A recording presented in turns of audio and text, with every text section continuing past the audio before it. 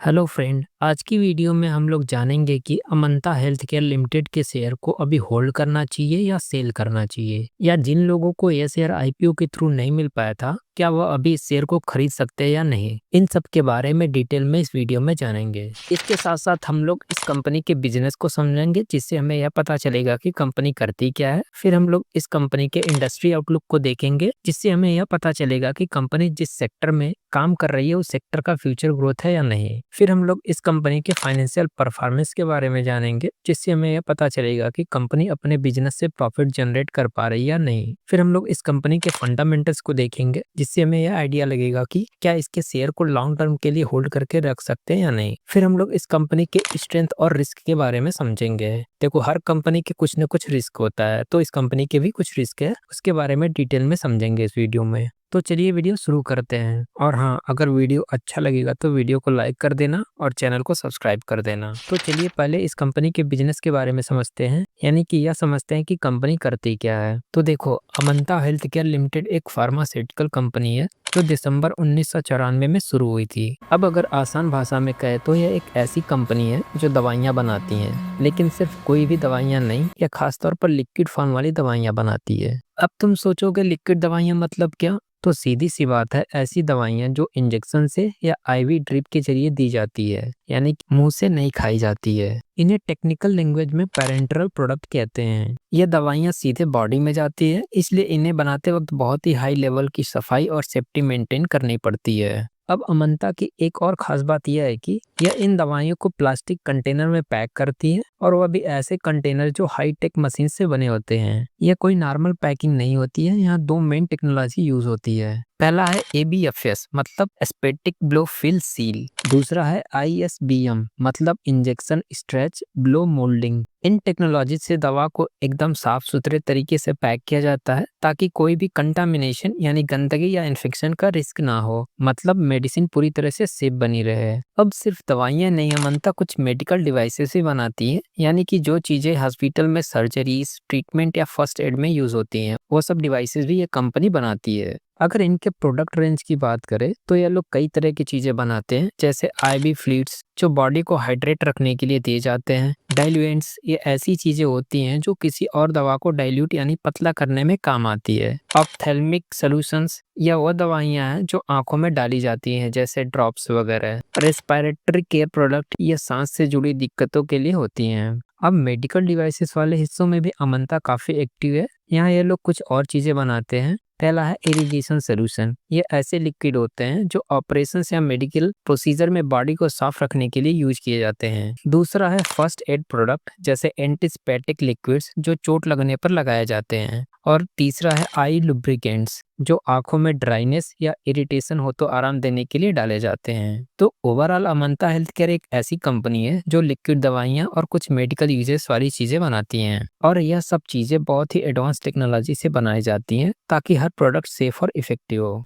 अब अमंता सिर्फ इंडिया में ही नहीं, बाहर के देशों में भी अपनी दवाइयाँ बेचती है। इनके पास 45 से ज्यादा जेनेरिक मेडिसिन हैं जो खुद के ब्रांड नेम से इंडिया में बेची जाती हैं। करीब 320 डिस्ट्रीब्यूटर्स के जरिए प्रोडक्ट मार्केट तक पहुंचाते हैं। इंटरनेशनल मार्केट में भी इनकी अच्छी पकड़ है। अफ्रीका, लैटिन अमेरिका, UK जैसे देशों में इनकी दवाइयाँ जाती हैं, और फाइनेंशियल ईयर 2025 में तो इन्होंने 21 देशों में एक्सपोर्ट किया था। चलो अब थोड़ा बात करते हैं इंडस्ट्री आउटलुक की, यानी कि फार्मा इंडस्ट्री की पूरी पिक्चर कैसी दिख रही है ग्लोबली और खासकर इंडिया के लिए। तो देखो, 2021 में पूरी दुनिया का हेल्थ केयर खर्चा लगभग 9.8 ट्रिलियन US डॉलर तक पहुंच गया था। यह इतना बड़ा है कि यह पूरी दुनिया का GDP का करीब 10% हिस्सा बनता है। अब सोचो, यह अकेला सेक्टर दुनिया की इकोनॉमी का 10वां हिस्सा है। अब यह खर्चा इतना क्यों बढ़ रहा है, तो उसकी कई वजह हैं। आजकल क्रोनिक डिजीजेस बढ़ रही हैं, जैसे डायबिटीज, हार्ट प्रॉब्लम, कैंसर वगैरह। फिर हमारे लाइफ स्टाइल भी बदल गए हैं, स्ट्रेस ज्यादा है, नींद कम है, खाने पीने का हैबिट्स भी बहुत बदल गई है। और एक बड़ी बात यह भी है कि अब पहले से ज्यादा लोग इलाज ले पा रहे हैं, यानी हेल्थ केयर की एक्सेस भी बढ़ रही है। इन सब की वजह से आने वाले समय में फार्मास्यूटिकल इंडस्ट्री में और भी तेजी से ग्रोथ देखने को मिल सकता है, क्योंकि जब बीमारियां ज्यादा होंगी तो ओबियसली दवाइयों की डिमांड भी बढ़ेगी। अब अगर हम स्पेशली इंडिया की बात करें तो इंडिया फार्मा एक्सपोर्ट में काफी अच्छा कर रहा है। फाइनेंशियल ईयर 2024 में इंडिया ने जो दवाइयां बनाई हैं, खासकर फार्मुलेशन यानी तैयार दवाइयां, उनका एक्सपोर्ट सिर्फ रेगुलेटेड मार्केट में ही $12.3 बिलियन का रहा।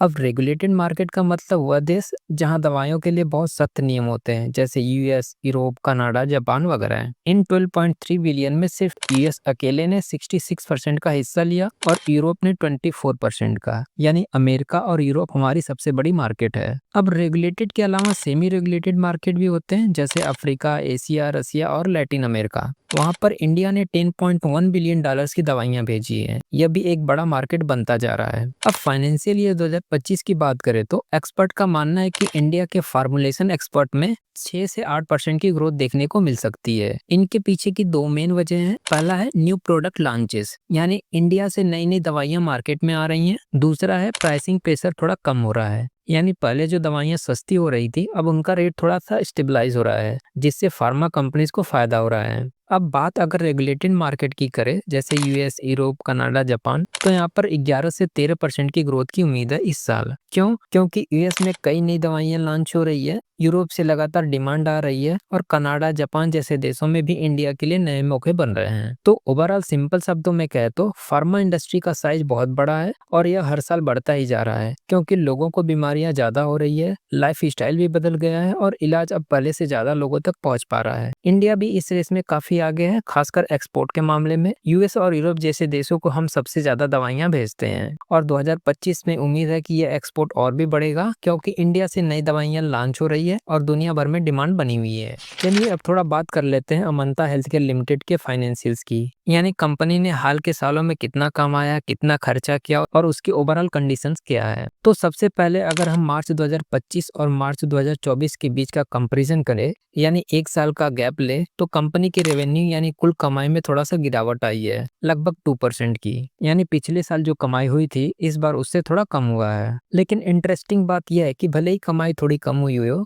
लेकिन प्रॉफिट आफ्टर टैक्स मतलब टैक्स वगैरह कटने के बाद जो एक्चुअल प्रॉफिट बचता है उसमें जबरदस्त उछाल आया है, करीब 189% का जंप आया है। अब ये बहुत बड़ा इंप्रूवमेंट है। अब थोड़ा नंबर वाइज देखें तो बात और क्लियर हो जाएगी। एसेट्स की बात करें, मतलब कंपनी के पास जितनी चीजें हैं, पैसा, मशीन्स, बिल्डिंग, ये सब, वह 2025 में 381 करोड़ तक पहुंच गई थी। पिछले साल यानी 2024 में यह 352 करोड़ थी, यानी कि एसेट्स में भी ग्रोथ देखने को मिल रहा है। और इसके टोटल इनकम की बात करें तो यह वह पैसा है जो कंपनी ने पूरे साल कमाया। 2025 में 276 करोड़ था, जो थोड़ा कम है पिछले साल के मुकाबले, क्योंकि 2024 में ये 281 करोड़ था और 2023 में उससे भी कम 262 करोड़ था। तो देखा जाए तो इनकम में थोड़ा सा फ्लक्चुएशन है और ओवरऑल ट्रेंड धीरे धीरे अपवर्ड ही है। अब इसके प्रॉफिट आफ्टर टैक्स यानी नेट प्रॉफिट की बात किया जाए तो असली गेम चेंजर यही है। 2023 में कंपनी को घाटा हुआ था, मतलब लगभग 2 करोड़ का नुकसान हुआ था। फिर 2024 में सिचुएशन थोड़ी सुधरी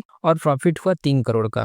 लेकिन 2025 में तो कंपनी ने बूम ही कर दिया, 10 करोड़ का प्रॉफिट जनरेट किया, यानी एक साल में लगभग 3 गुना से भी ज्यादा प्रॉफिट बढ़ा है। तो इसका जो प्रॉफिट आफ्टर टैक्स है बहुत ही जबरदस्त रहा है। और इसके EBITDA की बात करें तो मतलब कंपनी की ऑपरेटिंग परफॉर्मेंस कैसी रही, वह भी स्टेडली इंप्रूव हुई है। 2023 में 56 करोड़ था, 2024 में बढ़कर 58 करोड़ हो गया और 2025 में 61 करोड़ हो गया। मतलब ऑपरेशन से कंपनी को जो फायदा हो रहा है वह भी धीरे धीरे बढ़ता जा रहा है। वहीं पर इसके नेटवर्थ की बात करें तो यह बताता है कि कंपनी की अपनी टोटल वैल्यू क्या है, यानी जितना उसका खुद का पैसा है। 2023 में 62 करोड़ था, फिर 2024 में बढ़कर 66 करोड़ हो गया और 2025 में बढ़कर 96 करोड़ पहुंच गया है, यानी कि इक्विटी बेस मजबूत हो रही है। वहीं पर इसका रिजर्व एंड सरप्लस मतलब कंपनी के पास बचत कितनी है, प्रॉफिट से जो पैसा बचता है वो इसमें जाता है। इसका रिजर्व एंड सरप्लस 2023 में 36 करोड़ था, 2024 में 39 करोड़ हो गया और 2025 में 67 करोड़ हो गया। तो इसका रिजर्व एंड सरप्लस भी बढ़ते हुए आया है, जो कि अच्छी बात है।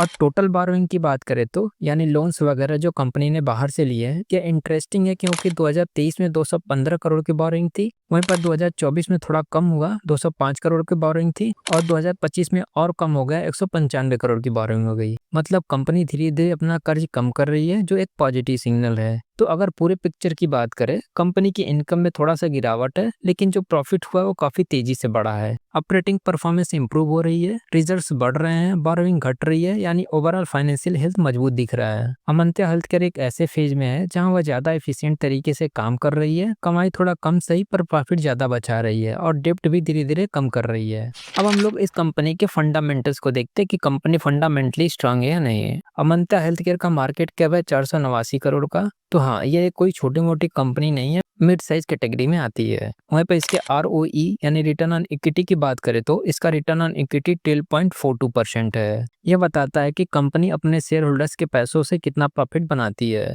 तो अमंत्या अपने इक्विटी कैपिटल पर करीब 12.42% का रिटर्न दे रही है, यानी पैसा लगाओ तो इतना रिटर्न आने की उम्मीद है, जो कि ठीक ठाक परफॉर्मेंस है। और इसका ROCE यानी रिटर्न ऑन कैपिटल एम्प्लॉयड 13.72% है, जो कि डिसेंट है। यह बताता है कि कंपनी ने अपने पूरे कैपिटल का कितना अच्छा इस्तेमाल किया है। सिर्फ प्रॉफिट ही नहीं, इफिशियंसी भी देखी जाती है इसमें। यहाँ इसकी वैल्यू 13.72% है, जो डिसेंट माना जाता है। मतलब कंपनी अपने पैसे का सही इस्तेमाल कर रही है। और इसका डेब्ट टू इक्विटी रेशियो 2.02 है, जो कि 1 से अधिक है, यानी कि इस कंपनी के ऊपर थोड़ा सा कर्ज अधिक है। अब ये थोड़ा ध्यान देने वाला पॉइंट है। इसका मतलब यह है कि कंपनी के पास जितनी अपनी कैपिटल है उससे 2 गुना ज्यादा डेब्ट यानी उधारी है। तो हाँ, डेब्ट थोड़ा ज्यादा है। आइडियली यह रेशियो 1 के आसपास होना चाहिए। और इसका रिटर्न ऑन नेटवर्थ 10.89% है। यह भी एक तरह से ROE जैसा ही होता है, जो बताता है कि कंपनी अपनी टोटल नेटवर्थ से कितना प्रॉफिट कमा रही है।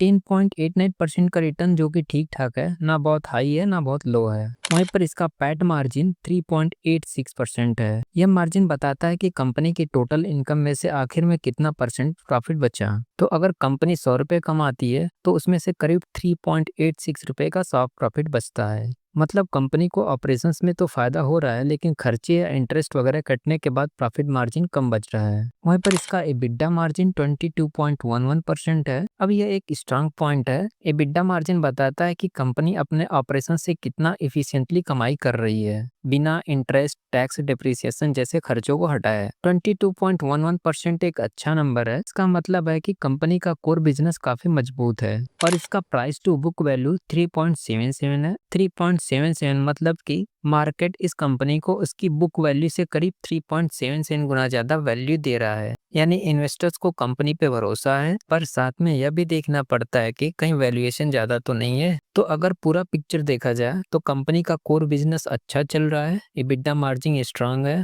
रिटर्न भी डिसेंट है, लेकिन डेब्ट थोड़ा ज्यादा है और पैट मार्जिन थोड़ा लो है। यानी कंपनी काम तो अच्छा कर रही है, लेकिन कुछ चीजों पर कंपनी को अभी और इम्प्रूवमेंट करना चाहिए। अब हम लोग यह देखते हैं कि इस कंपनी में क्या क्या रिस्क है। सबसे पहली बात, इनकी पूरी मैन्युफैक्चरिंग सिर्फ एक ही जगह होती है और वह है हरियाला खेड़ा, गुजरात में। अब इसका मतलब यह है कि पूरी कंपनी का प्रोडक्शन एक ही साइड पर डिपेंड करता है। तो मान लो अगर वहाँ कोई पावर कट हो गया या कोई मशीन्स खराब हो गई या कोई नेचुरल डिजास्टर आ गया तो पूरा काम रुक सकता है, क्योंकि बैकअप साइट नहीं है, तो ऑपरेशन पर सीधा असर पड़ेगा। अब दूसरा रिस्क आता है, अगर क्वालिटी में कोई गड़बड़ी हो जाए या डिलीवरी डिले हो जाए तो क्या होगा। तो सीधी सी बात है, क्लाइंट का भरोसा टूट सकता है और वो अपना ऑर्डर कैंसिल भी कर सकते हैं। इससे रेवेन्यू पर असर पड़ेगा और कंपनी की रेपुटेशन को भी नुकसान हो सकता है। अब बात करें रॉ मटेरियल्स की, तो अमंता अपने प्रोडक्ट्स के लिए जो प्लास्टिक ग्रेन्यूल्स इस्तेमाल करती है वह ज्यादातर इम्पोर्टेड होते हैं। तो अगर इंटरनेशनल मार्केट में इनकी कीमत ऊपर नीचे होती है तो इसका सीधा असर प्रोडक्शन कॉस्ट पर पड़ेगा,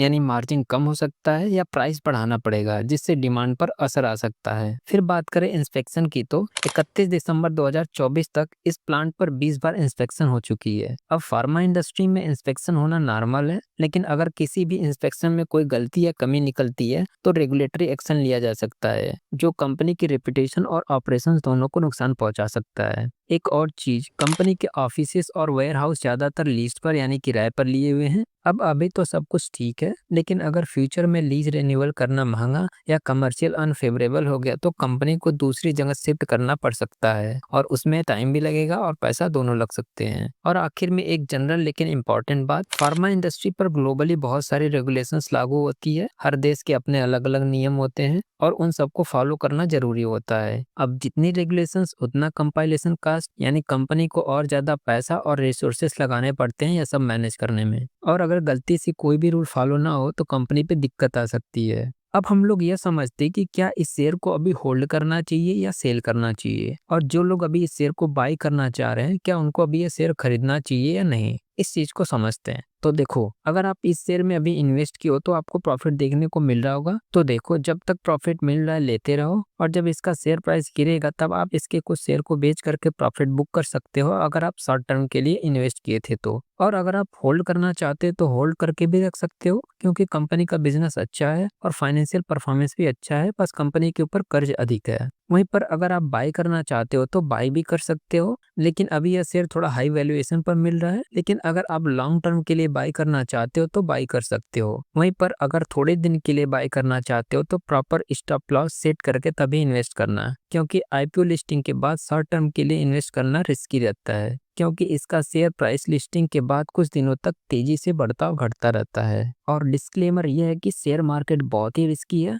तो किसी भी शेयर में इन्वेस्ट करने से पहले अच्छे से रिसर्च करें, अपने फाइनेंशियल एडवाइजरी से सलाह लें, तभी उस शेयर में इन्वेस्ट करें। तो बस इतना ही आज की वीडियो में। ऐसी और इन्फॉर्मेटिव वीडियो के लिए हमारे चैनल को सब्सक्राइब कर लेना, और वीडियो अच्छी लगी हो तो वीडियो को लाइक कर लेना। चलो मिलते हैं नेक्स्ट वीडियो में अगले शेयर के साथ।